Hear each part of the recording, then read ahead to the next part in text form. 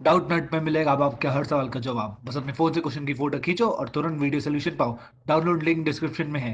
ये JEE mains का एक मेमोरी बेस्ड क्वेश्चन है। क्वेश्चन क्या है, scandium 3 positive, titanium 2 positive, titanium 3 positive और वेनेडियम 2 पॉजिटिव में से स्पिन ओनली मैग्नेटिक मूवमेंट किसका ज़्यादा होगा, किसका कम होगा, उसको हमें एक ऑर्डर में लगाना है। ठीक है, तो बिल्कुल डायरेक्ट क्वेश्चन है। अगर आपको स्पिन ओनली मैग्नेटिक मूवमेंट का फॉर्मूला याद है तो इस क्वेश्चन में कुछ भी नहीं है करने में। स्पिन ओनली मैग्नेटिक मूवमेंट का क्या फॉर्मूला होता है, n+2 का अंडर रूट बोर मैग्नेटोन। ठीक है, तो सबसे पहले हम देख लेते हैं किस में कितने अनपेयर्ड इलेक्ट्रॉन्स है, क्योंकि n यहाँ पे क्या है, नंबर ऑफ अनपेयर्ड इलेक्ट्रॉन्स। तो अगर हम स्कैंडियम की बात करें तो स्कैंडियम का जो एटॉमिक नंबर होता है वो क्या होता है, 21, और इसकी इलेक्ट्रॉनिक कॉन्फ़िगरेशन क्या होती है, 3d1 4s2। ठीक है, तो स्कैंडियम 3 पॉजिटिव की इलेक्ट्रॉनिक कॉन्फ़िगरेशन क्या आ जाएगी हमारे पास, 3d0। ठीक है, 3 इलेक्ट्रॉन्स निकाल देंगे हम उसमें से। उसके बाद है अपने पास टाइटेनियम। टाइटेनियम का एटॉमिक नंबर क्या होता है, 22, और इसकी इलेक्ट्रॉनिक कॉन्फ़िगरेशन क्या होती है, 3d2 4s2। ठीक है, तो टाइटेनियम हमारा 2 पॉजिटिव क्या होगा, मतलब 2 इलेक्ट्रॉन्स निकाल देंगे। इलेक्ट्रॉन्स कहाँ से जाएंगे, 4s से, तो आपके पास आ जाएगा 3d2। ठीक है, और ऐसे ही टाइटेनियम 3 पॉजिटिव में अब एक और इलेक्ट्रॉन निकल जाएगा, तो आपके पास इसकी कॉन्फ़िगरेशन क्या आ जाएगी, 3d1। ठीक है, उसके बाद है आपका वेनेडियम। वेनेडियम का आपका एटॉमिक नंबर क्या होता है, 23, तो इसकी इलेक्ट्रॉनिक कॉन्फ़िगरेशन क्या होगी, 3d3 4s2। तो वेनेडियम 2 पॉजिटिव क्या होगा, 3d3। वैसे तो हमें इसमें निकालने की भी ज़रूरत नहीं है कि हर एक का मैग्नेटिक मूवमेंट निकालने की ज़रूरत नहीं है। क्यों, क्योंकि जो मैग्नेटिक मूवमेंट है वो डायरेक्टली प्रोपोर्शनल है नंबर ऑफ अनपेयर्ड इलेक्ट्रॉन्स के। ठीक है, तो इसमें नंबर ऑफ अनपेयर्ड, जिसमें नंबर ऑफ अनपेयर्ड इलेक्ट्रॉन ज़्यादा होंगे उसी का मैग्नेटिक मूवमेंट ज़्यादा होगा। ठीक है, तो नंबर ऑफ अनपेयर्ड इलेक्ट्रॉन्स सबसे ज़्यादा किस में है, वेनेडियम में। कैसे फिल्ड होते हैं वेनेडियम में इलेक्ट्रॉन्स, 1 2 3 4 5, 1 2 3। ठीक है, तो इसमें क्या है, 3 इलेक्ट्रॉन्स अनपेयर्ड हैं, इसमें एक अनपेयर्ड इलेक्ट्रॉन है और इसमें 2 अनपेयर्ड इलेक्ट्रॉन्स होंगे, और इसमें इलेक्ट्रॉन्स है ही नहीं अनपेयर्ड इलेक्ट्रॉन्स। ठीक है, तो अगर इस तरीके से हम देखें तो आपके number of unpaired electrons vanadium में सबसे ज़्यादा है, फिर टाइटेनियम 2+ में, फिर टाइटेनियम 3+ में, उसके बाद स्कैंडियम में। ठीक है, तो आपका जो ऑर्डर होगा वो क्या होगा, वेनेडियम का जो आपका स्पिन ओनली मैग्नेटिक मूवमेंट होगा वो क्या होगा, सबसे ज़्यादा होगा। तो वेनेडियम का किस किस ऑप्शन में है, फर्स्ट, सेकंड और थर्ड ऑप्शन में। उसके बाद होगा आपका टाइटेनियम का। तो टाइटेनियम का किस में है, टाइटेनियम 2 पॉजिटिव का, टाइटेनियम 2 पॉजिटिव है हमारा सेकंड ऑप्शन में। ठीक है, तो इसका आंसर हमारा क्या होगा, सेकंड ऑप्शन होगा। वैसे हम निकाल के भी देख लेते हैं एक बार सबका मैग्नेटिक मूवमेंट। तो मैग्नेटिक मूवमेंट अगर हम देखें स्कैंडियम का, तो स्कैंडियम का मैग्नेटिक मूवमेंट क्या होगा, number of electron unpaired electron 0 है, तो इसका 0 ही आएगा, तो इसका आ जाएगा 0 बोर मैग्नेटोन। टाइटेनियम 2+ का क्या होगा, under root of 2 multiply by n+2 मतलब कि 4। ठीक है, तो इसका आ जाएगा अंडर रूट 8 बोर मैग्नेटोन। इसका म्यू क्या आ जाएगा, 1 इंटू 1 + 2 3, तो under root of 3 bore magneton. और इसका म्यू क्या आ जाएगा, अंडर रूट ऑफ 3 इंटू 3 + 2 5 का 5 into 3 15, under root 15 bore magneton. ठीक है, तो ये आ गई हमारी म्यू की वैल्यूज़। निकालने की ज़रूरत नहीं थी, हम सिर्फ अनपेयर्ड इलेक्ट्रॉन्स से भी बता सकते हैं कि आपका मैग्नेटिक मूवमेंट क्या, जो सीक्वेंस होगा वो क्या होगा। तो इसका आंसर आपका आ गया सेकेंड ऑप्शन। ये जेईई मेंस का एक मेमोरी बेस्ड क्वेश्चन है। इसमें आपसे क्या पूछा गया है कि इन चारों कंडीशंस में से जो आपकी प्रोसेस होगी वो किस कंडीशन में स्पॉन्टेनियस होगी। ठीक है, तो हमें पता है कि जो आपकी प्रोसेस है वो स्पॉन्टेनियस कब होती है, डेल्टा जी के लिए, जब उसकी वैल्यू नेगेटिव हो, मतलब जब डेल्टा जी लेस देन 0 हो। ठीक है, और हमें पता है डेल्टा जी का फॉर्मूला डेल्टा एच और डेल्टा एस की टर्म्स में क्या होता है, delta H minus T delta S. ठीक है, तो अब हम क्या करेंगे, इन सारी कंडीशंस को इस फॉर्मूले में पुट करके देखेंगे और देखेंगे कि हमारा जो आंसर है वो किस में हमेशा नेगेटिव आएगा। ठीक है, तो सबसे पहले फर्स्ट कंडीशन देख लेते हैं। फर्स्ट कंडीशन में जो डेल्टा एच है वो लेस देन 0 है और डेल्टा एस जो है वो ग्रेटर देन 0 है। तो इस केस में आपका डेल्टा जी क्या होगा, डेल्टा एच जो कि हमेशा लेस देन 0 है, मतलब वो नेगेटिव वैल्यू देगा। तो हम मान लेते हैं कुछ एक्स वैल्यू है, तो वैल्यू हम मान लेते हैं -x। ठीक है, उसके बाद आपका s क्या है, डेल्टा एस क्या है, ग्रेटर देन 0, तो इसका मतलब ये वैल्यू पॉजिटिव है, तो टी डेल्टा एस आपका क्या आएगा, नेगेटिव आएगा। तो यहाँ पे हम मान लेते हैं टी डेल्टा एस, मतलब मल्टीप्लाई करने के बाद आपके पास कुछ वैल्यू आई वाई, ठीक है। तो इस केस में ये value minus x minus y ये हमेशा हमें क्या देगी, नेगेटिव रिजल्ट देगी, ठीक है। तो वैसे तो इसी से हो गया हमारा कि इस कंडीशन में हम हमेशा जो आपकी जो वैल्यू आएगी डेल्टा जी की वो हमेशा नेगेटिव होगी। तो इसका आंसर आपका क्या होना चाहिए, फर्स्ट ऑप्शन, ठीक है। वैसे हम बाकी के केसेस भी देख लेते हैं कि बाकी के केसेस में क्या होगा। जब आपकी डेल्टा एच की वैल्यू ग्रेटर देन 0 होगी तब क्या होगा, ये वैल्यू आपकी पॉजिटिव आएगी, ठीक है। अब डेल्टा एस की वैल्यू ग्रेटर देन 0 होगी तो टी डेल्टा एस आपका क्या आएगा, नेगेटिव आएगा, तो x माइनस वाई, ठीक है। अब ये वैल्यू नेगेटिव भी हो सकती है, पॉजिटिव भी हो सकती है। अगर आपकी x की वैल्यू ज्यादा हुई तो ये वैल्यू पॉजिटिव होगी, y की वैल्यू ज्यादा हुई तो वैल्यू नेगेटिव आएगी, ठीक है। तो बहुत ज्यादा हाई टेम्परेचर्स पे ये वैल्यू नेगेटिव आएगी और लो टेम्परेचर्स पे या फिर डेल्टा एस और डेल्टा एच की वैल्यूज पे भी ये वैल्यू वेरी करेगी, ठीक है। अब थर्ड केस में क्या है, आपका डेल्टा एच है लेस देन 0 तो ये वैल्यू हमेशा क्या होगी, माइनस एक्स।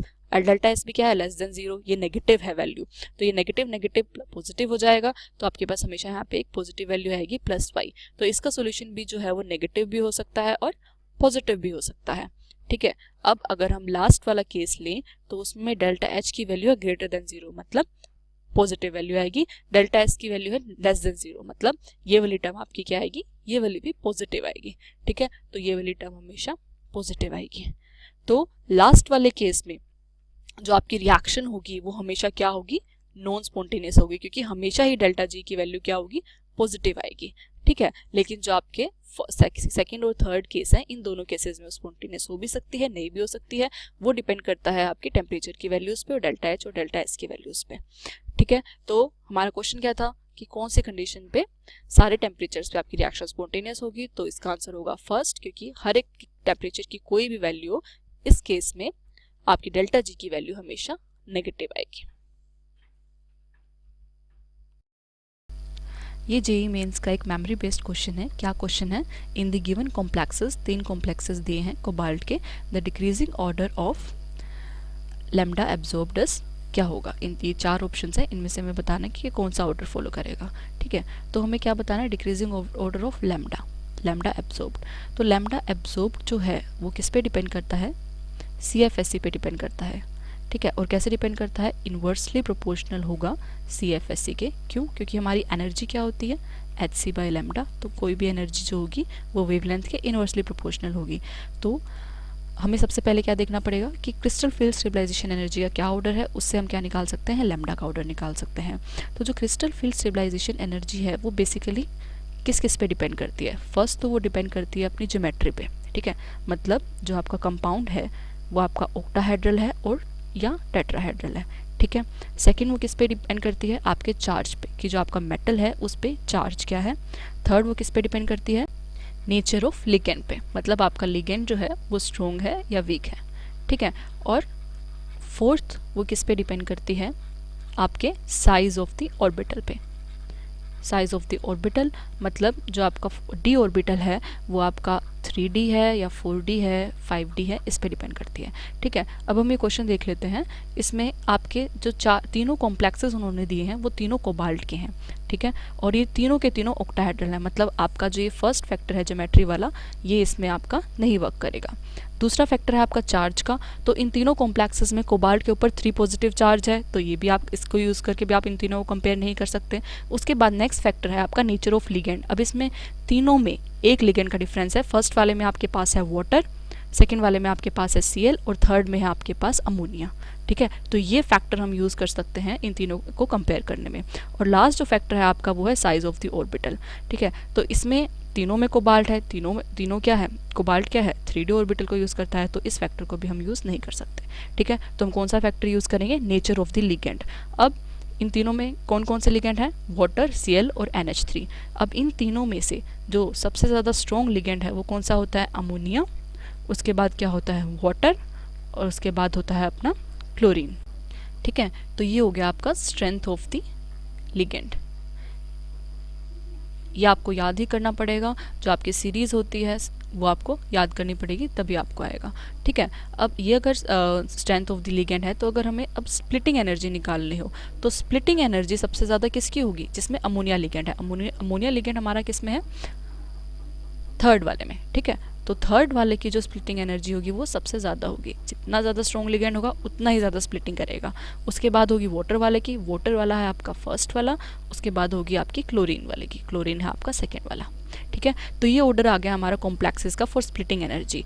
अब जितनी ज़्यादा स्प्लिटिंग होगी उतनी ही ज़्यादा क्रिस्टल फिल्ड स्टेबलाइजेशन एनर्जी होगी। तो CFSE का जो ऑर्डर होगा वो भी क्या होगा, थर्ड वाले की सबसे ज़्यादा होगी, फिर फिर फर्स्ट और फिर सेकेंड।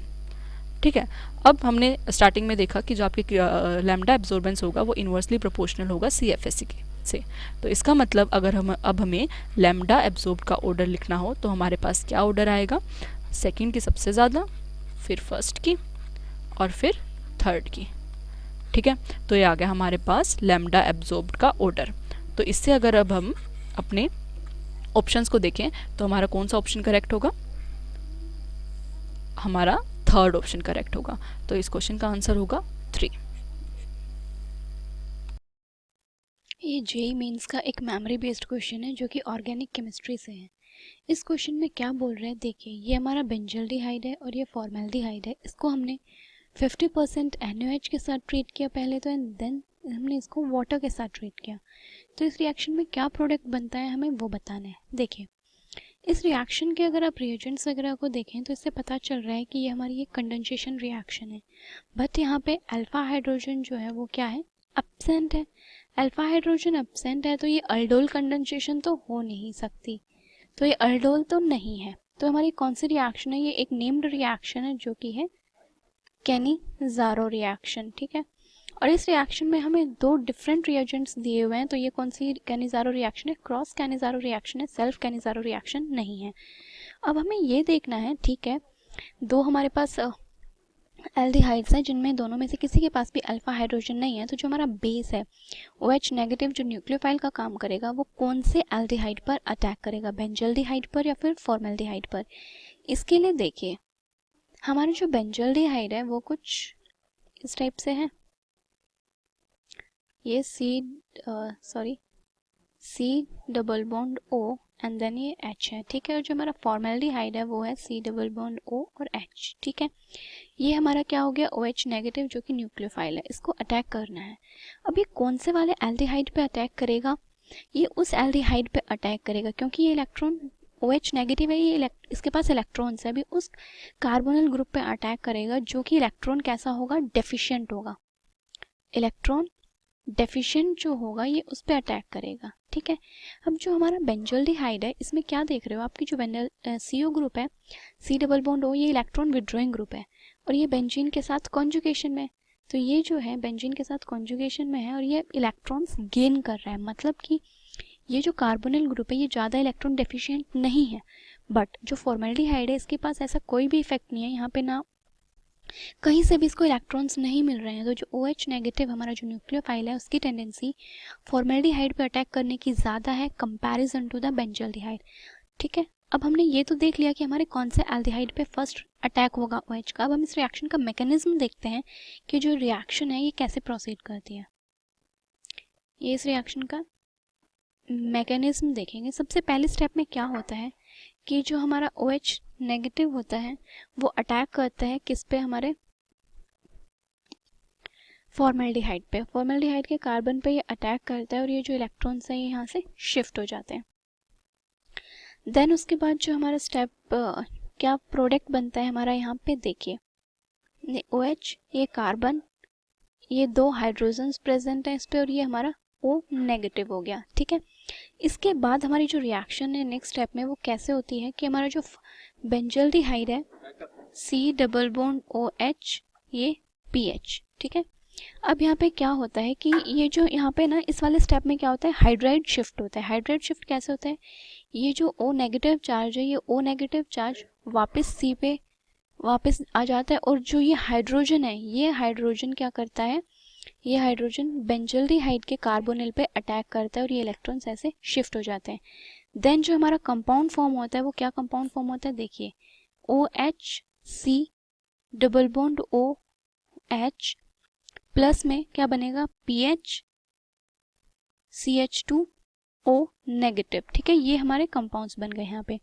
उसके बाद देखिए आपकी जो रिएक्शन गिवन है उसमें सेकंड स्टेप में हमने अभी क्या डालना है, वाटर। अब जब हम इस रिएक्शन में वाटर डालेंगे तो यहाँ पे क्या होगा, देखिए जो हमारा फर्स्ट कंपाउंड है इस पर कोई अफेक्ट नहीं पड़ेगा। जब हम यहाँ पे वाटर डालेंगे तो देखिए जो हमारा ये कंपाउंड बना है ये क्या बना देगा, यहाँ पे अल्कोहल बना देगा। तो यहाँ पे क्या बनेगा, PHCH2OH, ठीक है, ये हमारे कंपाउंड बन जाएगा। तो हमारे इस रिएक्शन के जो फाइनल प्रोडक्ट्स बने हैं वो क्या बने हैं, एक प्रोडक्ट तो ये हमारा एसिड बना है और दूसरा प्रोडक्ट हमारा ये अल्कोहल बना है, ठीक है। तो अब हम देखते हैं कि इस रिएक्शन के हमारे कौन से ऑप्शंस बिल्कुल करेक्ट हैं। देखिए ये जो हमारा ऑप्शन नंबर जो 2 है, जो ऑप्शन नंबर 2 गिवन है जिसमें ये अल्कोहल और ये फॉर्मिक एसिड बना है, ये इस क्वेश्चन का करेक्ट आंसर है। ये हमारा जेईई मेंस का एक मेमोरी बेस्ड क्वेश्चन है। क्वेश्चन क्या है, 0.6 gram of urea is added to 360 gram of water and we have to calculate the lowering in vapour pressure, ठीक है। तो ये सॉल्यूशन चैप्टर का क्वेश्चन है हमारा। Relative lowering in vapour pressure colligative property होती है, डायरेक्ट क्वेश्चन है, सिर्फ आपको फॉर्मूला पता होना चाहिए। तो आपका relative lowering in vapour pressure क्या होता है, P note that is vapour pressure of the pure solvent minus PS that is pressure of the solution divided by P note that is vapour pressure of the pure solvent. और ये किसके equal होता है, मोल fraction of the solute. Solute यहाँ पे क्या है, urea, तो हमने यहाँ पे ले लिया यूरिया, ठीक है। हमें ये तो है relative vapour lowering in vapour pressure, हमें क्या निकालना है, लोवरिंग इन वेपर प्रेशर। तो हमारे पास लोवरिंग इन वेपर प्रेशर क्या हो जाएगा, P naught minus PS is equal to P naught multiply by mole fraction of urea, ठीक है। तो ये हो गया हमारे पास लोवरिंग इन वेपर प्रेशर। अब P नोट की वैल्यू हमें क्वेश्चन में दे रखी है, सोलवेंट P नोट क्या था, vapour pressure of pure solvent. Solvent हमारा यहाँ पे क्या है, वाटर, और इसकी वैल्यू हमें दे रखी है 35, ठीक है। तो 35 पुट कर देंगे और अब हम निकालेंगे मोल fraction of urea. Mole fraction of urea क्या होगा, number of moles of urea divided by number of moles of urea plus number of moles of water, ठीक है। हमारा सोलवेंट क्या है, वाटर, तो number of moles of water, यहाँ से हमारे पास क्या आ जाएगा, अगर हम number of moles of urea निकाले तो क्या होंगे, गिवन मास अपॉन में मोलर मास। तो गिवन मास हमारे पास यहाँ है 0.6 ग्राम्स और यूरिया का मोलर मास होता है 60 ग्राम्स। तो हमारे नंबर ऑफ मोल्स आ जाएंगे 0.6 डिवाइडेड बाय 60। अब number of moles of urea फिर से 0.6 divided by 60 plus number of moles of water. Number of moles of water क्या होंगे, गिवन मास दे रखा है हमें 360 और हमारा मोलर मास क्या है 18 ग्राम, ठीक है। अब हम इस इक्वेशन को सोल्व करेंगे तो आपका आंसर आएगा 0.017 mmHg, जो कि है आपका थर्ड ऑप्शन। तो इसका आंसर होगा थर्ड।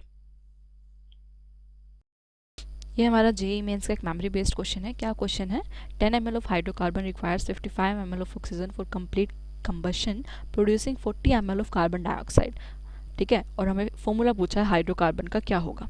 तो ये रिएक्शन करने के लिए सबसे पहले हम जनरल रिएक्शन लिख लेंगे, किसी भी हाइड्रोकार्बन की जनरल कंबशन रिएक्शन क्या होती है, ठीक है। तो हम मान लेते हैं हमारे पास जो हाइड्रोकार्बन है उसका फॉर्मूला है CXHY, ठीक है। वो रिएक्ट कर रहा है ऑक्सीजन से और दे रहा है हमें CO2 प्लस H2O, ठीक है। तो अब हमें इस रिएक्शन से अगर लिखना है कि कितने मोल्स बनेंगे O2 के, CO2 के और H2O के, तो हम देख लेते हैं यहाँ पे हमारे पास कार्बन क्या है, X अमाउंट में है, ठीक है। तो इसका मतलब कार्बन डाइऑक्साइड के कितने मोल्स बन सकते हैं, X ही बन सकते हैं। उसके बाद हमारे पास हाइड्रोजन क्या है, Y है, ठीक है। तो हाइड्रोजन अगर हमारा Y है तो वाटर के नंबर ऑफ मॉलिक्यूल्स कितने बनेंगे, ऑब्वियसली Y/2 बन सकते हैं, ठीक है। और अगर हमें निकालना है कि ऑक्सीजन कितने नंबर ऑफ मोल्स यूज होगी, तो यहाँ पे ऑक्सीजन कितने नंबर है X, और यहाँ पे कितना है, यहाँ पे ऑक्सीजन का Y/2 है। अगर O2 का निकालेंगे तो क्या हो जाएगा, Y/4, ठीक है। तो हमारा ऑक्सीजन का क्या आ गया, X प्लस Y/4, ठीक है। तो ये हमारी एक जनरल इक्वेशन आ गई किसी भी हाइड्रोकार्बन के कंबशन की। अब हम क्या करेंगे, अब हम ले लेते हैं कि इसका 1 ml कितने ml ऑफ ऑक्सीजन से रिएक्ट करेगा। अगर अब इसका स्टोइचोमेट्रिक कोफिशिएंट क्या है, 1 है, ठीक है। तो इसका 1 ml इसके X प्लस Y/4 ml के साथ रिएक्ट करके X ml ऑफ CO2 दे रहा है और Y/2 ml ऑफ H2O दे रहा है, ठीक है। अब H2O का अमाउंट तो हमें दिया ही नहीं है तो उसको भी के लिए हम नहीं देखेंगे, ठीक है।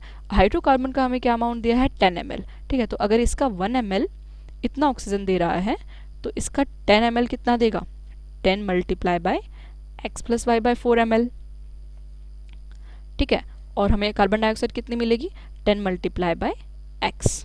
अब हमें क्वेश्चन में क्या दिया है कि 40 ml of carbon dioxide produce हो रहा है, मतलब ये वाली जो टर्म है वो हमारी किसके इक्वल होगी, 40 ml के। तो अगर इसको हम करें तो 10x हमारा किसके इक्वल हो जाएगा, 40 के। तो यहाँ से हमारे पास x की क्या वैल्यू आ जाएगी, 4 आ जाएगी। ठीक है, तो x की वैल्यू आ गई हमारे पास 4।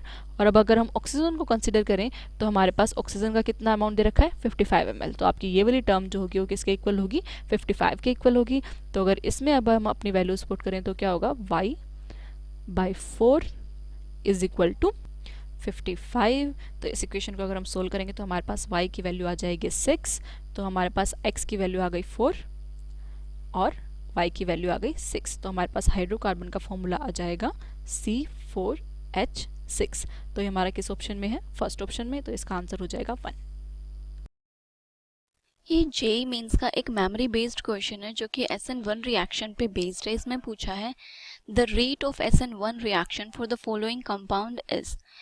SN1 रिएक्शन के रेट किस पे डिपेंड करता है, कार्बोकैटायन की स्टेबिलिटी पे डिपेंड करता है। तो अब हमें यहाँ पे देखना है कि कौन सी जो कार्बोकैटायन है वो सबसे ज़्यादा स्टेबल बनती है। देखिए हमें जो ये 4 ऑप्शंस गिवन है ABCD, हम इन सभी की सबसे पहले क्या बनाते हैं, यहाँ पे कार्बोकैटायंस बना लेते हैं और फिर देखते हैं कौन सी कार्बोकैटायन यहाँ पे सबसे ज़्यादा जो है वो स्टेबल है। ये यहाँ पे OMe ग्रुप अटैच्ड है और ये यहाँ पे हमारा जो आयोडीन ग्रुप अटैच्ड था, ये इसकी जगह यहाँ पे अभी हमें क्या बना देना है, यहाँ पे हम लोग इसकी कार्बोकैटायन फॉर्म कर देंगे। ठीक है, तो ये कार्बोकैटायन हो जाएगी, ये A ऑप्शन हो गई। देन नेक्स्ट जो है वो हमारा B ऑप्शन में क्या है कि जो हमारा OCH3 है वो कहाँ पे प्रेजेंट है, पैरा पोजीशन पे। ठीक है, ये हमारा सेकंड जो B ऑप्शन है उसकी कार्बोकैटायन हो गई।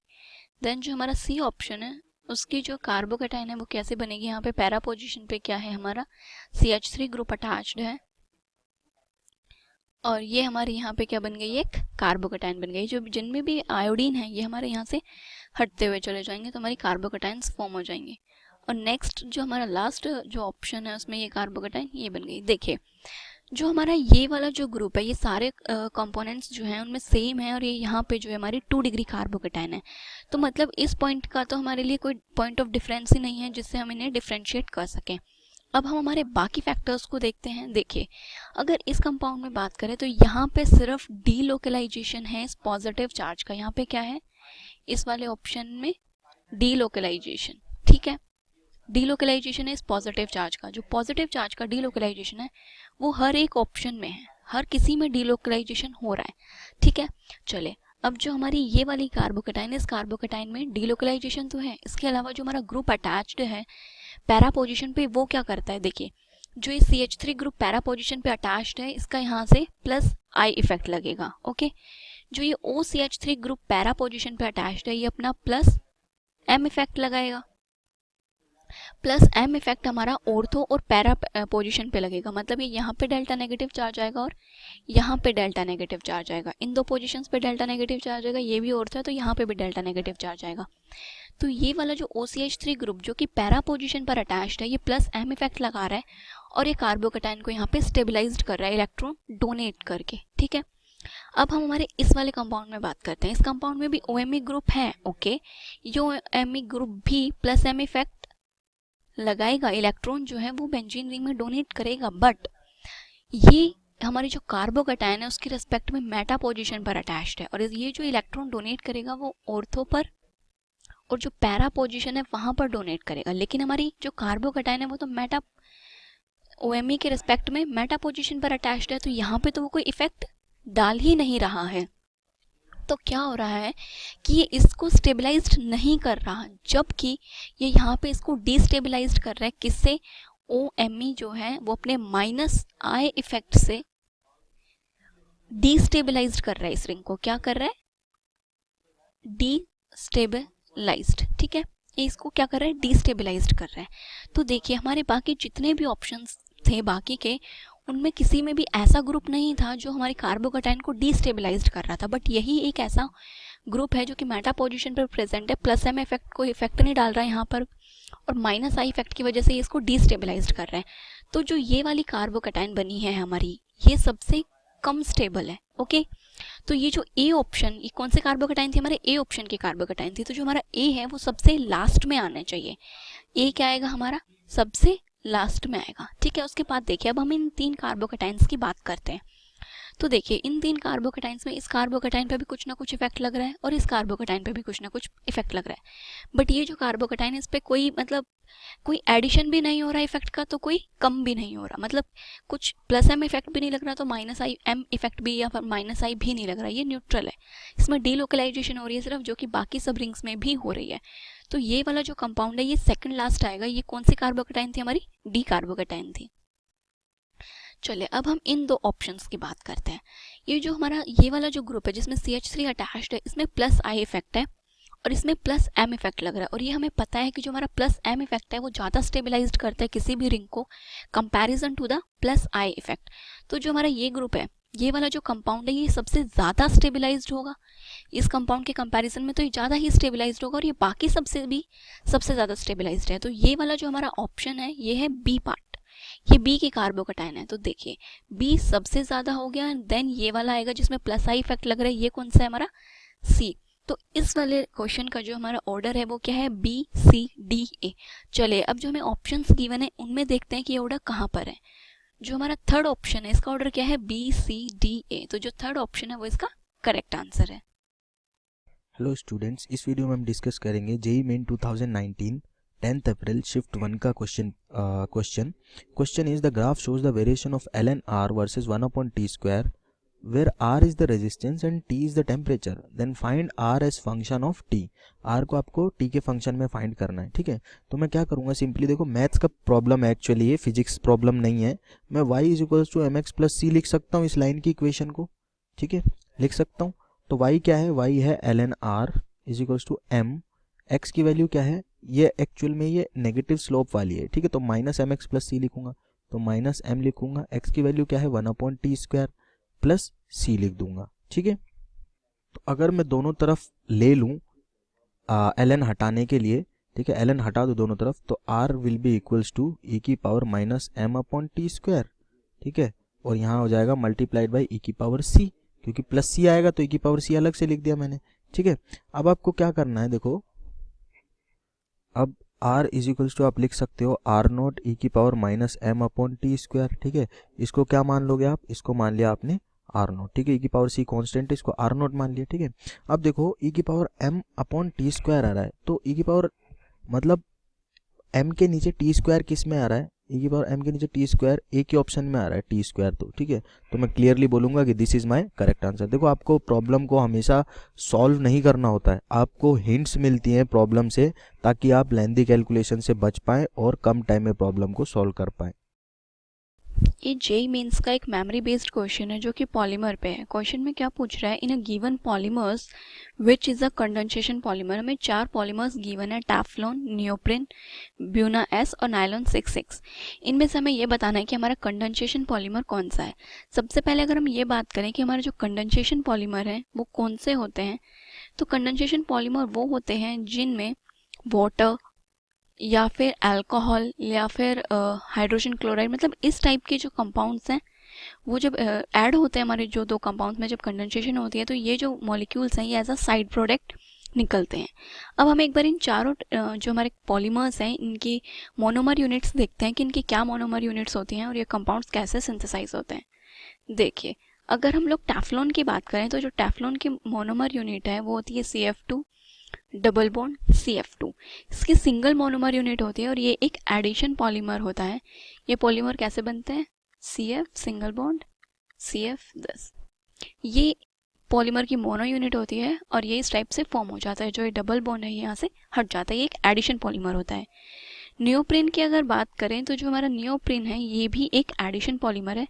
इसकी जो मोनोमर यूनिट होती है वो होती है ये, ठीक है। और जब इसका पॉलीमर सिंथेसाइज हो जाता है तो वो कुछ ऐसा होता है, ये Cl, ये double bond this and this, इस टाइप की इसका पॉलीमर फॉर्म होता है। इनमें क्या होता है कि जो डबल बॉन्ड होता है ये नेक्स्ट कार्बन पे शिफ्ट हो जाता है, देन ये इधर नेक्स्ट कार्बन पे शिफ्ट हो जाता है, इस टाइप से ये पॉलीमर्स फॉर्म होते हैं।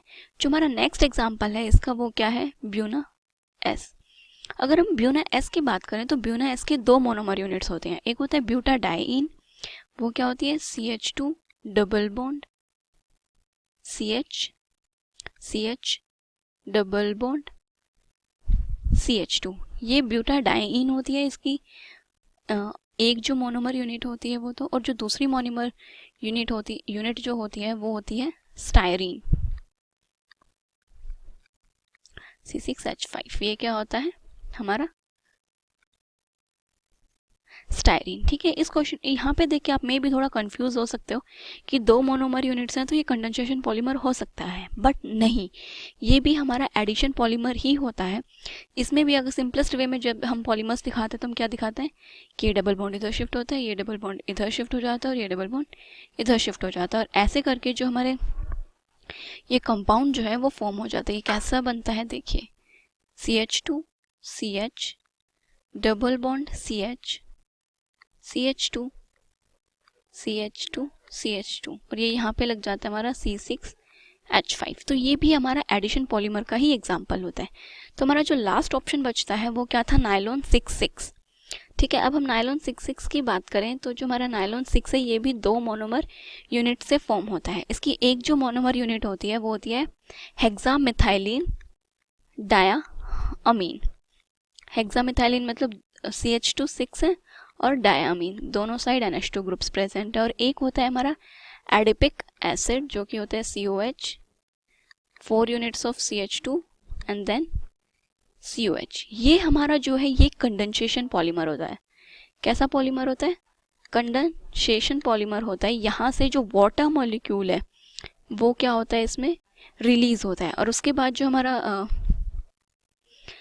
पॉलीमर जो फॉर्म होता है वो कुछ ऐसा होता है, NH2 CH2 6 NH C double bond O CH2 4 and then C double bond O। इस टाइप का हमारा जो पॉलीमर है वो फॉर्म होता है। यहाँ से देखिए ये जो NH2 है इसका एक हाइड्रोजन और COH का OH, ये एज अ वाटर मॉलिक्यूल यहाँ पे निकल जाते हैं। तो देखिए कंडेंसेशन पॉलीमर की हमने डेफिनेशन ही यही बताई थी कि जब कोई भी एक कंपाउंड मतलब वाटर या फिर अल्कोहल टाइप का कोई सिंपल सा कंपाउंड जब रिलीज हो जाता है उस टाइम पे जो पॉलीमर बनता है मोनोमर यूनिट से वो कंडेंसेशन पॉलीमर होता है। तो इस क्वेश्चन का हमारा करेक्ट आंसर क्या है, नायलॉन 6,6, जो कि हमारा 4th ऑप्शन है। ये हमारे पास जेई मेंस 2019 10 अप्रैल शिफ्ट 1 का क्वेश्चन है। इस क्वेश्चन में क्या बोल रखा है, कोई इलेक्ट्रॉन है, प्रोटॉन है और हीलियम आयन है। ये प्रोजेक्ट किया जा रहा है किसी मैग्नेटिक फील्ड में और काइनेटिक एनर्जी इनकी सेम है। बोल रहा है विथ वेलोसिटी दिया हुआ है कि परपेंडिकुलर, जिस वेलोसिटी से प्रोजेक्ट किया जा रहा है वो परपेंडिकुलर है टू द मैग्नेटिक फील्ड। पूछ रहा है the order of radii of the circle traced bye them इस क्या होगा। तो सबसे पहले हम ये समझें कि यदि इलेक्ट्रॉन को प्रोजेक्ट करेंगे, लेट अस सपोज ये इलेक्ट्रॉन या कोई चार्ज्ड पार्टिकल है, इसको प्रोजेक्ट कर रहे हैं v वेलोसिटी से, कहाँ प्रोजेक्ट कर रहे हैं, किसी मैग्नेटिक फील्ड रीजन में। तो इसके इस चार्ज के ऊपर जो फोर्स लगेगा वो कौन सा फोर्स लगेगा, मैग्नेटिक फोर्स लगेगा। और वो उस मैग्नेटिक फोर्स की वजह से इलेक्ट्रॉन जो है या चार्ज पार्टिकल है वो कैसा पाथ ट्रेस कर रहा है, सर्कुलर पाथ ट्रेस कर रहा है। इट मीन्स जो ये फोर्स होगा वो सेंट्रीपिटल फोर्स के इक्वल होगा। तो एफ बी क्या है, Q V B is equal to mv² by R. ये होता है एफ बी क्या होता है, क्यू वी क्रॉस बी होता है। अब हमें क्या दे रखा है, v और b क्या है, एक दूसरे के परपेंडिकुलर हैं। It means Q V B sine 90। तो यहाँ से ये क्या आ जाएगा, क्यू वी बी आ जाएगा। तो ये क्या हो जाएगा, Q V B is equal to mv² by R. अब यहाँ से हमारे पास इधर m है, इधर q है, इधर v है, इधर पावर 2 है, कैंसल। तो यहाँ से v क्या हमको मिल जाएगा, चूँकि हमसे रेडियाई पूछा है तो r देखते हैं, r क्या मिल जाएगा हमारा यहाँ से, वो मिल जाएगा mv by Q B. mv क्या होता है, मोमेंटम होता है। This is equal to Q B. Momentum को हम क्या लिख सकते हैं, √2m/e, एनर्जी, टोटल एनर्जी। अब ये कौन सी एनर्जी होगी, ये इसकी काइनेटिक एनर्जी दे रखी है कि ये जो एनर्जी होगी हमारे पास ये होती है एक्चुअली टोटल एनर्जी, बट चूंकि ये सर्कुलर पार्ट ट्रेस कर रहा है और उसकी काइनेटिक एनर्जी सेम है तो यहाँ ये एनर्जी क्या है, काइनेटिक एनर्जी है, तो ये होगी Q इंटू V। तो इट मीन्स जो रेडियस का एक्सप्रेशन आ गया वो कुछ इस तरीके से √2m/cube टू रूट के हमने सेपरेट इसलिए कर लिया है क्योंकि यहाँ गिवन है कि इसकी सबकी काइनेटिक एनर्जी क्या है, सेम है। तो अभी हमारे पास ये एक एक्सप्रेशन आ गया जिसको हम एक बॉक्स में ले लेते हैं। तो ये हमारे पास एक्सप्रेशन आ गया। अब हमारे पास क्या क्या है, इलेक्ट्रॉन है, प्रोटॉन है और हीलियम आयन है। तो हम सबके लिए रेडियाई निकालेंगे। तो सबसे पहले हमारे पास इलेक्ट्रॉन है, फिर प्रोटॉन है, फिर क्या है, हीलियम आयन है, He+ आयन है। तो यदि इलेक्ट्रॉन के लिए निकालने की कोशिश करेंगे तो ये हमारे पास क्या आ जाएगा, इलेक्ट्रॉन के लिए निकालेंगे तो radius of electron is equal to √2 mass of electron divided by charge on electron क्या होता है, E होता है, B मैग्नेटिक फील्ड सेम है, काइनेटिक एनर्जी सबकी सेम है। प्रोटॉन के लिए लिखे तो radius of proton is equal to √2mp mass of proton divided by charge on proton क्या होता है, इलेक्ट्रॉन और प्रोटॉन पे सेम चार्ज होता है तो वो E हो जाएगा √k। हीलियम आयन के लिए लिखेंगे रेडियस तो ये हो जाएगा √2m of helium ion, mass of helium ion divided by charge on helium ion क्या हो जाएगा हमारे पास, ऑफ कोर्स तो ये प्लस दे रखा है, इट मीन्स इसके पास एक सिंगल चार्ज है E × B √k। अब हीलियम आयन की मास क्या होगी, 4 टाइम्स होती है मास ऑफ प्रोटॉन। तो यहाँ से ये क्या आ जाएगा, √2 × 4 time mass of proton square root divided by EB √k। तो यहाँ से ये क्या आ जाएगा, 2√2 मास of proton divided by EB √k। तो अब हम कंपेयर करेंगे इलेक्ट्रॉन, प्रोटॉन और हीलियम आयन की रेडियस को। तो हमको क्या मिल जाएगा, हमको ये मिलेगा कि इलेक्ट्रॉन का मास जो है और प्रोटॉन के मास में Me और Mp का फ़र्क है। मीन्स मास ऑफ प्रोटॉन जो होता है हमारा क्या होता है, अभी हमको ये भी पता है कि मास ऑफ प्रोटॉन क्या होता है, प्रोटॉन हैवियर होता है इलेक्ट्रॉन के कंपैरिजन में, तो प्रोटॉन का मास ज़्यादा होता है इलेक्ट्रॉन के कंपैरिजन में। इट मीन्स ये शो करता है इन दोनों रिलेशन से कि रेडियस ऑफ प्रोटॉन भी क्या होगा, ज़्यादा होगा compare to the radius of electron. अब फिर इससे चेक करते हैं तो यहाँ भी क्या है, मास ऑफ प्रोटॉन है। अब प्रोटॉन ऑलरेडी बड़ा है लेकिन इसमें 2 टाइम्स ये और ज़्यादा है, हीलियम आयन की रेडियस क्या हो रहा है, 2 टाइम्स रेडियस ऑफ, यहाँ से ये क्या आ रहा है, 2 time the radius of proton आ रहा है। मीन्स हीलियम आयन की रेडियस 2 टाइम्स ऑफ प्रोटॉन है। मीन्स हीलियम आयन और भी बड़ा है, इन दोनों से बड़ा क्या है, हीलियम प्लस आयन है। इट मीन्स कि radius of helium ion is greater than the radius of proton which is greater than the radius of electron. तो ये हमारे पास जो आया, ये फाइनली रेडियस के बारे में इंफॉर्मेशन मिल गई। अब देखते हैं कि radius of helium ion greater than radius of proton greater than radius of electron. तो सेकंड ऑप्शन हमारा क्या होगा, राइट ऑप्शन होगा। ये JEE मेंस 2019 10th जेन शिफ्ट 1 का फिजिक्स का क्वेश्चन है हमारे पास। तो इस क्वेश्चन में क्या दे रखा है, प्लॉट A और प्लॉट B दे रखा है। ये वेरिएशन है चार्ज और पोटेंशियल डिफरेंस का, और अक्रॉस द कॉम्बिनेशन, 2 कॉम्बिनेशन है, एक सीरीज कॉम्बिनेशन है, एक पैरेलल कॉम्बिनेशन है 2 कैपेसिटर का। Then find the values of the capacitance. तो हमारा जो A कॉम्बिनेशन है वो कैसा कॉम्बिनेशन है, तो A हमारे पास हो जाएगी सीरीज कॉम्बिनेशन या पैरेलल कॉम्बिनेशन। ये कैसे चेक करेंगे, तो सीरीज होगी तो क्या होगी, यदि 2 कैपेसिटर सीरीज में लगे हैं तो इक्विवेलेंट कैपेसिटेंस क्या होगा हमारे पास, of course C1 C2 divided by C1 plus C2। और यदि पैरेलल कॉम्बिनेशन है हमारे पास तब कैसे होगा इक्विवेलेंट कैपेसिटेंस, ये हो जाएगा हमारे पास C is equal to C1 plus C2। ये हमारे पास C1 है, ये C2 है, ये C1 है और ये C2 है। तो ऑफ कोर्स ये वाली कैपेसिटेंस हमारे पास ज़्यादा होगी। It means Q is equal to CV होता है हमारे पास। तो चार्ज किस पे ज़्यादा होगा, इक्विवेलेंट कैपेसिटी पैरेलल कॉम्बिनेशन पे या सीरीज कॉम्बिनेशन पे।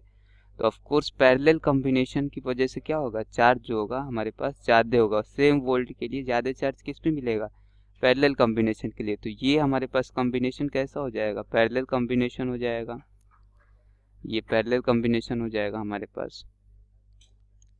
तो ये हमारा जो कॉम्बिनेशन होगा ये पैरेलल कॉम्बिनेशन हो गया हमारे पास। और ये कैसा हो जाएगा हमारे पास, सीरीज कॉम्बिनेशन हो जाएगा। अब हम कैसे करेंगे इस क्वेश्चन को, हमें ये दे रखा है, ये पैरेलल सीरीज तो पता लग गया, वेरिएशन दे रखा है और कैपेसिटेंस की वैल्यू फाइंड आउट करनी है। तो Q इज इक्वल टू हमारे पास क्या होता है, C इक्विवेलेंट इंटू V। तो सीरीज के केस में हम क्या लिखेंगे, हम लिखेंगे सबसे पहले पैरेलल का केस कर लेते हैं। पैरेलल के केस में हम क्या लिख लेंगे, Q is equal to C equivalent parallel के केस में क्या होता है, C1 plus C2 into V। अब पैरेलल के केस में चार्ज क्या दे रखा है, 500 माइक्रो किलोन के करस्पॉन्डिंग वोल्ट कितना है, 10 वोल्ट। मीन्स चार्ज हो जाएगा 500 is equal to C1 plus C2, V कितना हो जाएगा हमारे पास 10 volt. It means C1 plus C2 कितना आ गया, ये आ गया 50 micro coulomb, sorry 50 micro farad. तो माइक्रो फराड आ गया। अब इसी तरीके से हम सीरीज वाला देख लेंगे। तो सीरीज के लिए हम क्या लिखेंगे, series of course Q is equal to क्या होगा हमारे पास, पैरेलल कॉम्बिनेशन के लिए इक्विवेलेंट क्या होता है, C1 C2 by C1 plus C2 into volt. Q क्या है पैरेलल कॉम्बिनेशन के क्रॉस, ये है 80 और किस वोल्टेज के क्रॉस है, 10 वोल्ट के क्रॉस। तो 80 is equal to C1 C2 divided by C1 plus C2 just हमने निकाला, वो कितना निकाला 50, तो इसकी वैल्यू हम रख देंगे 50 इंटू V कितना है हमारे पास 10 वोल्ट। तो यहाँ से C1 इंटू C2 कितना आ गया हमारे पास, ऑफ कोर्स यहाँ से 400 आ गया, 400 सॉरी। तो ये हमारे पास C1 C2 आ गया 400 माइक्रो फैराड। तो हमारे पास दो रिलेशन आ गई, क्या क्या रिलेशन आई है, C1 प्लस C2 हमको मिल गया है 50 माइक्रो फैराड और C1 इंटू C2 मिल गया हमें कितना 400 micro farad. C1 plus C2 यहाँ से 50 मिल गया था। तो अब हम देख लेंगे ऑप्शन में 20 इंटू 30 ऑफ कोर्स 600, तो C1 C2 हमारा कितना है 400, तो ये ऑप्शन करेक्ट नहीं है। 10 इंटू 40 400, तो ये ऑप्शन करेक्ट हो सकता है। बाकी किसी का मल्टीप्लिकेशन C1 C2 का 400 नहीं हो रहा है। प्लस भी करके चेक कर सकते हैं, 40 प्लस 10 कितना आ रहा है 50। इट मीन्स हमारा सेकंड ऑप्शन क्या होगा, राइट ऑप्शन होगा इस क्वेश्चन के लिए। ये हमारे पास जेईई मीन्स 2019 10 अप्रैल का शिफ्ट 1 का क्वेश्चन है। इस क्वेश्चन में क्या बोल रखा है, फिजिक्स का क्वेश्चन, इसमें क्या बोल रखा है, पावर गेन जो है एनपीएन ट्रांजिस्टर का वो 10⁶ है, इनपुट रेसिस्टेंस है एनपीएन ट्रांजिस्टर का 100 ओम, आउटपुट रेसिस्टेंस है 10⁴ यानी 10,000 ohm. Find out the current gain. तो हमें पता है इजीली कि पावर क्या होता है हमारे पास I²R होता है। पावर गेन बोल रखा है मीन्स पावर गेन पीजी में लिख दे रहा हूँ। Power gain is equal to क्या हो जाएगा हमारे पास, output power divided by input power, यही तो होता है गेन, मतलब यही हो गया। उसके बाद आउटपुट पावर कैसे निकालेंगे, current output current I²R divided by R भी आउटपुट होगा, input current square by resistance भी इनपुट। इट मीन्स क्या हो जाएगा, current output by current input square into output resistance by input resistance. अब ये हमारे पास आउटपुट करंट बाय इनपुट के करंट क्या हो जाएगा, current gain letter suppose beta से डिनोट करते हैं, तो beta R output divided by R input. ये क्या हो जाएगा हमारे पास, पावर गेन। अब हम पावर गेन कैसे निकाल लेंगे, अरे पावर गेन तो हमें पता है वो कितना है एनपीएन के लिए 10⁶ बीटा क्या है हमारे पास, बीटा करंट गेन निकालना है तो बीटा स्क्वायर फाइंड आउट करना है। रेसिस्टेंस आउटपुट क्या दे रखा है 10,000 which is 10 to the power 4। Input resistance क्या दे रखा है 100 तो 10 टू द पावर 2। अब यहाँ से बीटा इज इक्वल टू क्या हो जाएगा, बीटा स्क्वायर कर लेते हैं तो 10 to the power 6 plus 2 8 minus 4 means 10 to the power 4। It means beta is equal to क्या हो जाएगा 10 to the power 2 which is 100। तो करंट गेन क्या आ गया 100 आ गया। ऑप्शन चेक करते हैं तो हमारा फर्स्ट ऑप्शन में करंट गेन क्या आ रहा है 100 आ रहा है, तो फर्स्ट ऑप्शन क्या होगा, राइट ऑप्शन होगा। देखिए ये हमारे जेई मेंस का एक मेमोरी बेस्ड क्वेश्चन है जो कि ऑर्गेनिक केमिस्ट्री से है। ये हमारा कंपाउंड है, इसमें हमने CH3OH रिएजेंट डाला और अब हमें मेजर प्रोडक्ट बताना है कि इस रिएक्शन में हमारा जो मेजर प्रोडक्ट है वो क्या होगा। देखिए ये जो है हमारी SN1 रिएक्शन है। अब हम लोग देखते हैं कि जो रिएक्शन है ये कैसे प्रोसीड करती है। देखिए ये हमारा कंपाउंड क्या है CH3CH CH3CHCl और ये हमारा CH3। अगर हम SN1 रिएक्शन की बात करें तो हमारे SN1 रिएक्शन का जो फर्स्ट स्टेप होता है वो क्या होता है कि इसमें कार्बोकैटायन फॉर्म होती है। जो ये हैलोजन है ये यहाँ से रिमूव हो जाएगा और यहाँ पे क्या बनेगी आपकी एक कार्बोकैटायन। क्या कार्बोकैटायन बनेगी यहाँ पे CH3 CH पॉजिटिव और ये CH3। ये कार्बोकैटायन यहाँ पे फॉर्म हो गई और ये हमारी कौन सी कार्बोकैटायन है, ये 2 डिग्री कार्बोकैटायन है। ठीक है, ये 2 डिग्री कार्बोकैटायन है। अब देखिए हमारा सबसे मेन जो पॉइंट होता है कार्बोकैटायन में कि कार्बोकैटायन हमें स्टेबलाइज्ड करनी है। अगर कार्बोकैटायन में रीअरेंजमेंट पॉसिबल है तो हम कार्बोकैटायन में रीअरेंजमेंट हमेशा करवाएंगे। तो देखिए क्या इस कार्बोकैटायन में रीअरेंजमेंट पॉसिबल है। अगर यहाँ से हमने हाइड्राइड शिफ्ट करवाया तो 1 डिग्री कार्बोकैटायन बनेगी जो कि स्टेबल नहीं है। उससे ज़्यादा स्टेबल तो हमारी 2 डिग्री कार्बोकैटायन है। अगर ये वाला हाइड्राइड शिफ्ट कर जाता है तो यहाँ पे 3 डिग्री कार्बोकैटायन बनेगी जो कि 2 डिग्री कार्बोकैटायन से ज़्यादा स्टेबल है। तो हमारा जो नेक्स्ट स्टेप है इस रिएक्शन का उसमें क्या होगा, देखिए ये जो हाइड्राइड है यहाँ से ये हाइड्राइड शिफ्ट कर जाएगा और ये यहाँ पे एक कार्बोकैटायन फॉर्म हो जाती है।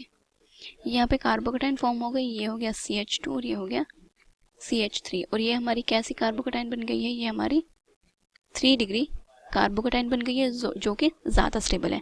अब इस कार्बोकैटायन में फर्दर रीअरेंजमेंट होने के लिए कोई भी पॉसिबिलिटी नहीं है क्योंकि आगे कोई भी ऐसा नहीं है जहाँ पे ये ज़्यादा स्टेबलाइज्ड हो पाए।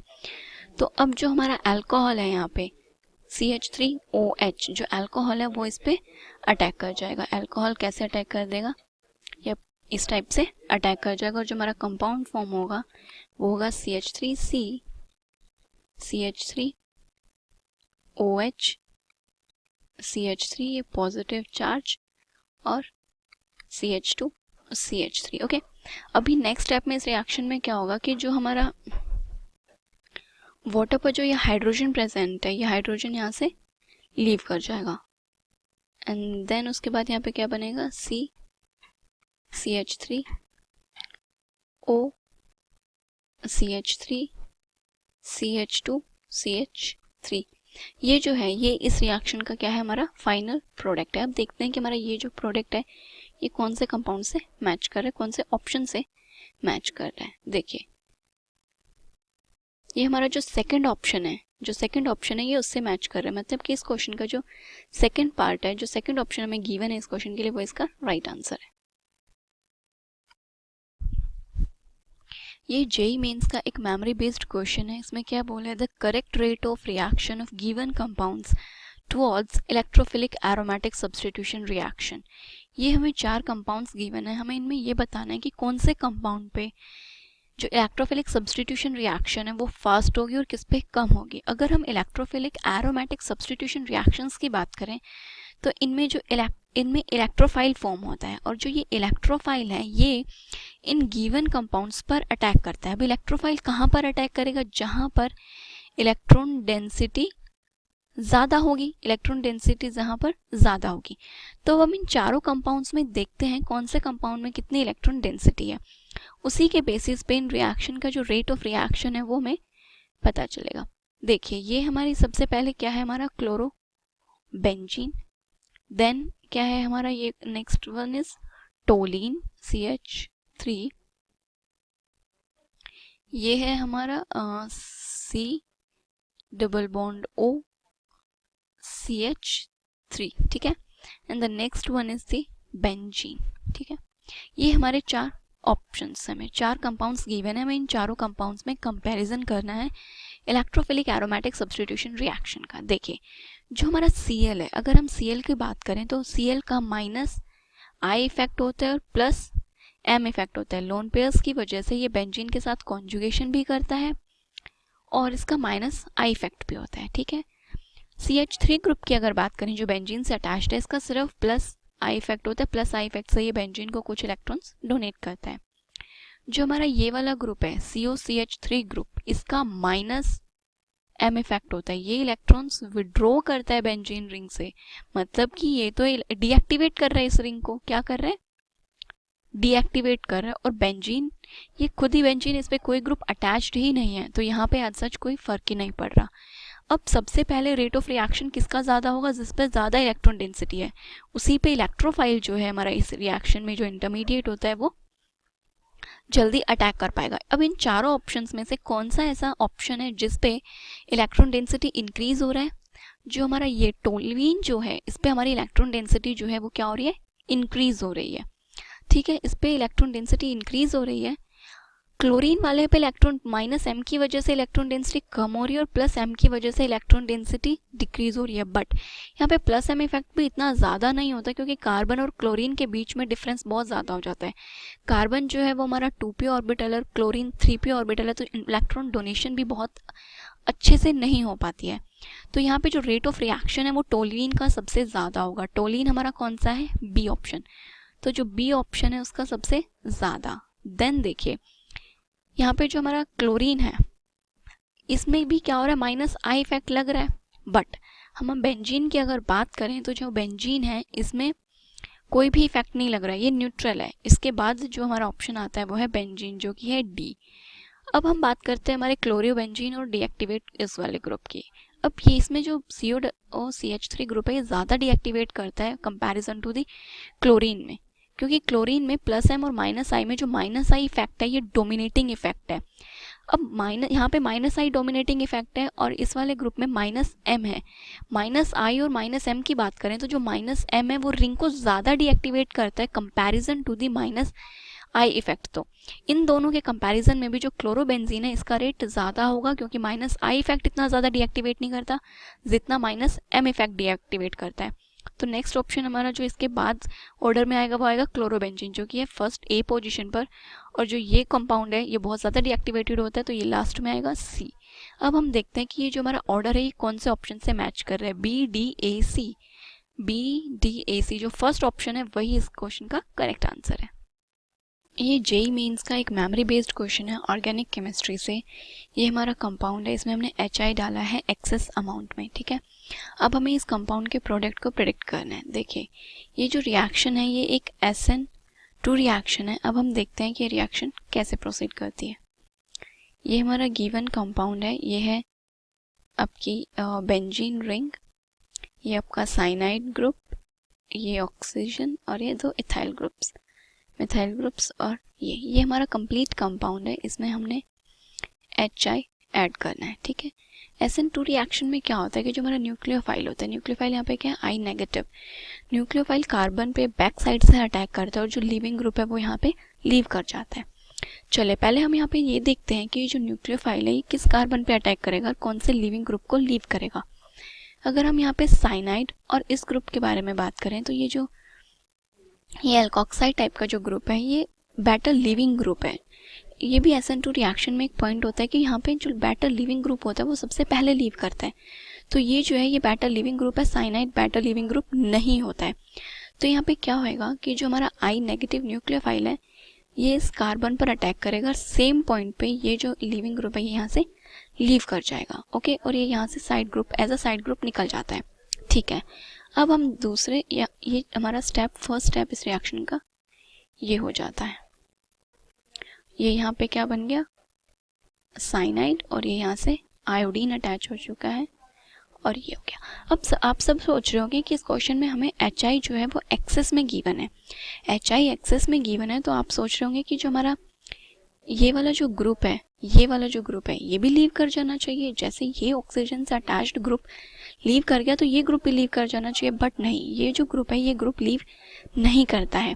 क्यों लीव नहीं करता है? क्योंकि देखिए ये जो ऑक्सीजन के पास जो लोन पेयर्स हैं, ये लोन पेयर्स बेंजीन के साथ कॉन्जुगेशन में, ये लोन पेयर्स हमारे बेंजीन के साथ क्या है? कॉन्जुगेशन में। इस वजह से यहाँ पे कार्बन और ऑक्सीजन के बीच में क्या आ रहा है? डबल बॉन्ड करैक्टर आ गया।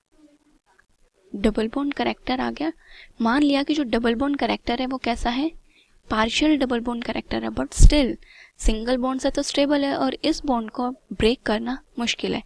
जो हमारा आई नेगेटिव न्यूक्लियोफाइल है वो इस कार्बन पर, अगर आप सोच रहे हैं कि वो यहाँ पे अटैक करके इसको निकाल दे, तो ये रिएक्शन पॉसिबल नहीं है।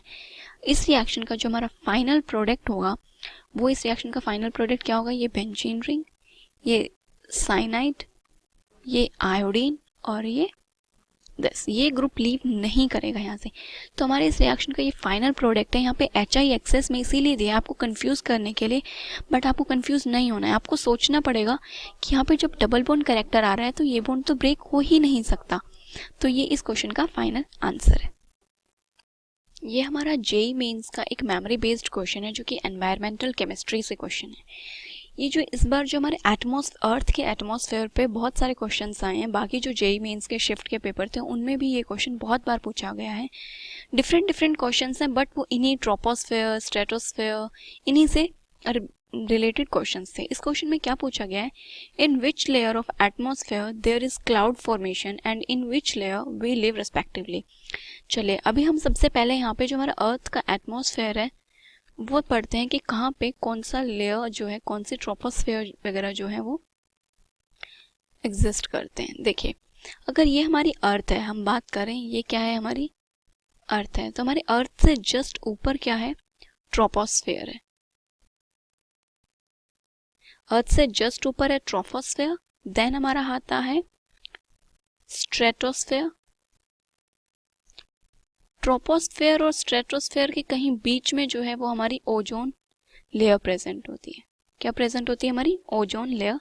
स्ट्रेटोस्फेयर से ऊपर जो है वो आता है हमारा मीजोस्फेयर। ओके, मीजोस्फेयर से ऊपर आता है थर्मोस्फेयर। थर्मोस्फेयर से ऊपर जो आता है वो आता है एक्सोस्फेयर। ठीक है, जो इस क्वेश्चन में पूछा गया है कि in which layer of atmosphere there is cloud formation and in which layer will live. तो जो ट्रोपोस्फेयर है, हमारा जो क्लाउड फॉर्मेशन है वो भी ट्रोपोस्फेयर से में ही होता है और हम जहाँ पे रहते हैं वो भी ट्रोपोस्फेयर लेयर ही है। इस क्वेश्चन का जो आंसर है वो है हमारा ट्रोपोस्फेयर। दोनों के लिए क्लाउड फॉर्मेशन भी ट्रोपोस्फेयर में ही हो रही है और जहाँ पर हम रह रहे हैं वो कौन सी लेयर है एटमॉस्फेयर की? वो भी ट्रोपोस्फेयर ही है। तो इसका जो ऑप्शन है वो है ऑप्शन नंबर 1। ये JEE मेंस का एक मेमोरी बेस्ड क्वेश्चन है। क्वेश्चन क्या है? In carbon, silicon, germanium and tin the decreasing order of catenation is. सबसे पहले हमें ये पता होना चाहिए कि कैटिनेशन क्या होती है। कैटिनेशन क्या होता है? सेम जो एलिमेंट्स होते हैं, सेम एलिमेंट्स के बीच में बॉन्डिंग, सेम एलिमेंट्स के बीच में कौन सी? कोवलेंट बॉन्डिंग जो होती है, उन्हें वो जो एक सीरीज बनाते हैं उसको हम कैटिनेशन बोलते हैं। जैसे कि हमारी जो पूरी ऑर्गेनिक केमिस्ट्री में जो कार्बन कार्बन की चेन है वो ही कैटिनेशन है। कार्बन जो एटम है वो इटसेल्फ मतलब खुद ही सेम एटम के साथ, अपने ही एक दूसरे एटम के साथ कोवलेंट बॉन्डिंग बना रहा है, इसको क्या बोलते हैं? कैटिनेशन। अब हमें कार्बन, सिलिकॉन, जर्मेनियम, टिन ये सारे एक ही ग्रुप के एलिमेंट्स हैं। अब हमें इनमें से बताना है कि कौन से जो एलिमेंट है उसकी कैटिनेशन पावर सबसे ज़्यादा होगी। देखिए अभी हमने बताया कि यहाँ पे जो कोवलेंट बॉन्डिंग होती है इन एटम्स के बीच में, तो हमें सबसे पहले तो ये देखना होगा कि यहाँ पे जो बॉन्डिंग है वो किस में सबसे ज़्यादा स्ट्रॉन्ग हो रही है। तो देखिए अगर हम कार्बन एटम की बात करें तो कार्बन एटम में हमारा क्या होता है? 2p ऑर्बिटल होता है। 2p ऑर्बिटल होता है और जो कार्बन एटम होता है इसका साइज भी स्मॉल होता है। तो इसका जो 2p ऑर्बिटल होता है, अगर हम इसकी बात करें, जो 2p ऑर्बिटल, जब 2p ऑर्बिटल्स ओवरलैप करेंगे तो इनके बीच में जो ओवरलैपिंग होगी वो बहुत ही बेटर ओवरलैपिंग होगी कंपैरिजन टू 3p या फिर 4p ऑर्बिटल्स करेंगे, क्योंकि जैसे जैसे ऑर्बिटल्स का जो साइज है वो इंक्रीज होता हुआ चला जाएगा, वैसे वैसे जो हमारे ऑर्बिटल्स हैं वो क्या साइज इंक्रीज होगा, तो ये क्या होंगे, इनका जो डिफ्यूज है ये लीस्ट डिफ्यूज्ड ऑर्बिटल्स हो जाएंगे हमारे। तो इनके बीच में जो ओवरलैपिंग है वो इतने अच्छे से नहीं हो पाएगी जितने अच्छे से ओवरलैपिंग जो है वो 2p ऑर्बिटल में हो रही है। तो इससे क्या मतलब हुआ कि जो कार्बन कार्बन बॉन्ड है वो हमारा स्ट्रॉन्ग बनेगा। एक तो इसका साइज स्मॉल है तो इनकी जो बॉन्ड एनर्जी होती है कार्बन कार्बन बॉन्ड की वो बहुत ज़्यादा होती है। इनके बीच में बॉन्ड स्ट्रॉन्ग बनेगा, 2p ऑर्बिटल्स का साइज कम है तो ये ज़्यादा डिफ्यूज्ड ऑर्बिटल्स होते हैं, तो इनमें ओवरलैपिंग बेटर होती है।